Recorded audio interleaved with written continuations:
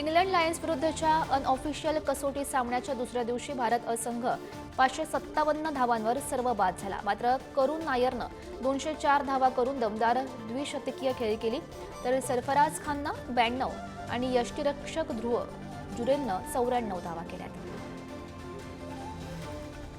आज मुंबई इंडियन्स आणि पंजाब किंग्स यांच्यात क्वालिफायर 2 चा सामना होणार आहे। अहमदाबादच्या नरेंद्र मोदी स्टेडियममध्ये हा सामना रंगेल। या सामन्यातील विजेता थेट अंतिम फेरीमध्ये जाईल, त्यामुळे हा सामना मोठ्या उत्साहानं पाहिला जाईल।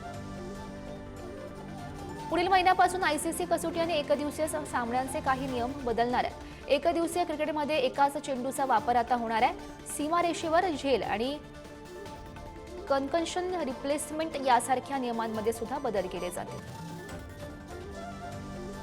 स्पॅनिश टेनिसपटू कार्लोस अल्काराजनं फ्रेंच ओपन 2025च्या पुरुष एकेरीच्या चौथ्या फेरीत प्रवेश केलाय।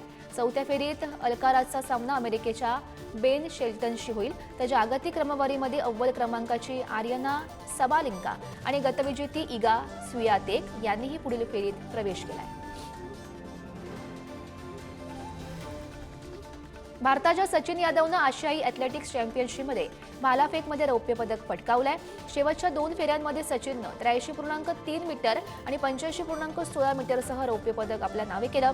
या चॅम्पियनशिपमध्ये भारत गुणतालिकेमध्ये दुसऱ्या स्थानी असून देशाची पदकांची संख्या आता 24 झाली आहे।